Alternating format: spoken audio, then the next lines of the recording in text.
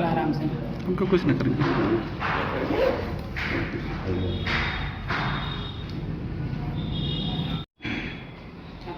चेन्नई की तरह ये भी एजेंसी हो गया है ना, पीटीआई। आगे इनका मतलब मुंबई के पैसे हो रहा है, आवाज ना सही है तो ना हाँ। पीयूष जी, आज आपने प्रेस वार्ता बुलाया, क्या क्या है मकसद? देखिए, मकसद यही है कि अपने एक जिला के सांसद हैं और कुछ दिनों से मैं उनका बयान सुनने में आया है और उन्होंने जिस हिसाब से इस उत्तर प्रदेश सरकार के उप मुख्यमंत्री के बारे में जो टिप्पणी की है, मेरा मानना है कि वो काफ़ी निंदनीय है। सबसे पहली बात तो ये समझने की है कि जिसके भाई के ऊपर 65 से अधिक मुकदमे हों और उनमें से 8 मुकदमों में वो सजा याफ्ता हो गए हों, तो कम से कम यह कहावत वो चरितार्थ न करें कि सुपुआ तो सुपुआ चरनियों में 72 को छेद।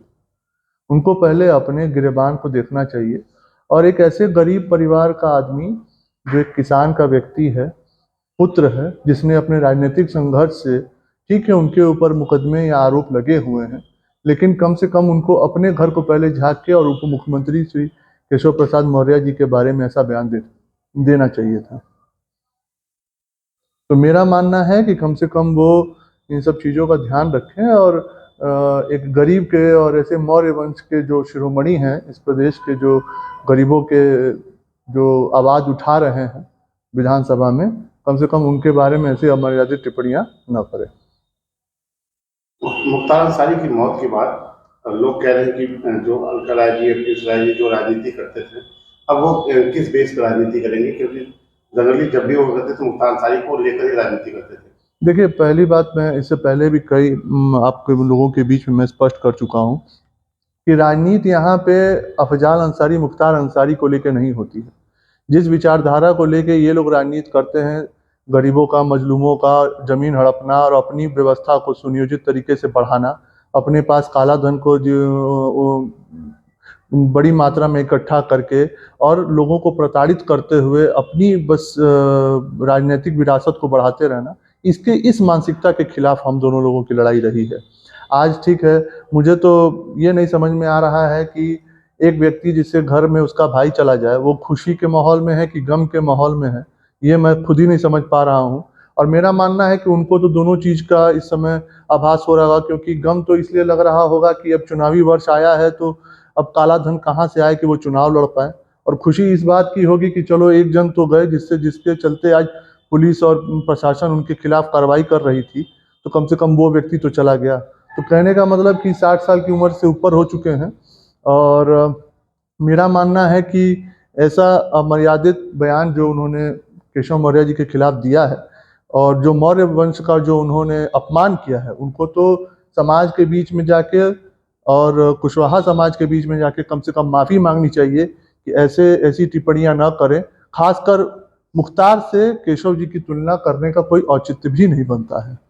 अब्बास अंसारी को सशर्त जमानत के लिए, 4 दिनों के लिए वो कल फातिया पढ़ने भी आ गए हैं और 11 मुकदमे उन पे थे, उसमें सशर्त जमानत मिली है, क्या कहना चाहेंगे?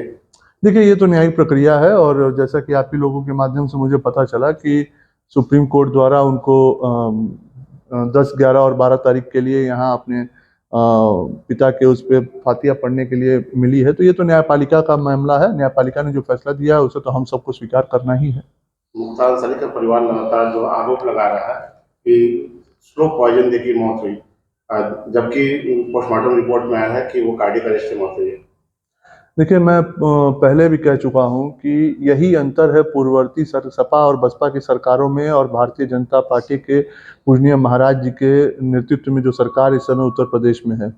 ये देखने की बात है कि जैसे ही ये संदेहास्पद जो स्थिति में जो इन लोगों ने आरोप लगाया, तुरंत उसकी न्यायिक जांच हो गई बिना इनके मांगे। वहाँ की बांदा के कोर्ट ने भी उस पर जांच के लिए आदेश किए, वहाँ के डीएम ने भी आदेश कर दिया। यही एक समय था 2005 में जब मेरे पिताजी की हत्या हुई थी, हमने उस समय न्यायिक जांच मांगी थी, तो उस समय के तत्कालीन मुख्यमंत्री स्वर्गीय मुलायम सिंह यादव जी ने उस पर जांच नहीं दी थी। मुझे उस न्याय की जांच के लिए मुझे दरवाजा खटखटाना पड़ा था कोर्ट का, और तब जाके मुझे सीबीआई का जांच मुझे मिला था। ये अंतर है, ये इरादों का, ये अंतर है जनता के बीच में विश्वास का। आज ये पूजनीय महाराज जी की सरकार जो उत्तर प्रदेश में चल रही है, यहाँ पे कोई भी व्यक्ति सब एक बराबर है।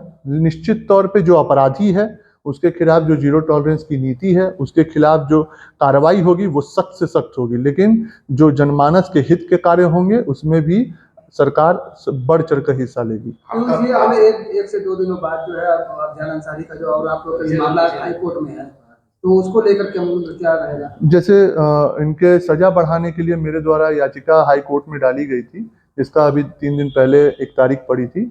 वो अभी न्यायपालिका में मामला लंबित है, और जबकि सुप्रीम कोर्ट का उस पर एक आदेश है कि जून तक इस मामले का निस्तारण करने के लिए, तो मुझे लगता है कि जल्द भी उस पर फैसला आने वाला है। आपका परिवार में लगातार मुख्तार अंसारी परिवार से लड़ता है, क्या आगे भी लड़ाई जाएगी? बिल्कुल, मैंने जैसे पहले ही अभी कहा कि ये लड़ाई केवल एक व्यक्ति का नहीं है, उस विचारधारा के खिलाफ है जो लूटपाट, आम जनमानस को लूट के अपना केवल बनाने का एक जो प्रयास इसमें चला है, एक राजनीतिक हत्याओं का दौर चला है, उसके खिलाफ है। जो इनके खिलाफ आवाज़ बुलंद करता है उसकी आवाज़ दबाने का ये लोग काम करते हैं। तो ये लड़ाई ऐसे कुंठित और ऐसे लोगों के बीच में है जो हमेशा से समाज के अराजक तत्वों में हमेशा से शामिल रहे हैं, चाहे वो मुख्तार रहे हों जिनके पे 65 से अधिक मुकदमे हों, चाहे वो अफजाल रहे हों जिनके पे अभी खुद सजा याफ्ता हैं और 22 से अधिक मुकदमे हैं, चाहे उनके दोनों पुत्र हों, चाहे मन्नू अंसारी हो, चाहे जो भी व्यक्ति हो जो इस तरीके के अराजक तत्व हैं, उनके खिलाफ हमेशा लड़ाई हमारी बुलंद रहेगी। मुख्तार अंसारी की मौत पर सियासत काफी तेज हुई है, जैसे कि मुस्लिम समुदाय में 40वां होता है और 40 दिन तक लगातार कोई ना कोई बड़ी हस्ती आ रही है और कब्र पे जा रही, कभी फाटक पे जा रही, तो क्या नहीं लगता कि राजनीतिक इसका सियासी लाभ लिया जाएगा? देखिए, मैंने उसी पे कहा ना कि कहीं ना कहीं अफजाल अंसारी को तो गम भी है और खुशी भी है। व्रत है सब की सब व्रत है ना? हाँ तो ना वो व्रत है, व्रत मीठा सब ले ली। अब बोल दिया ना चाय बिना दूध वाला आपका दिया, फिर आप जुड़ गए थे चैनल से, हिंदी का लेकिन वो इतना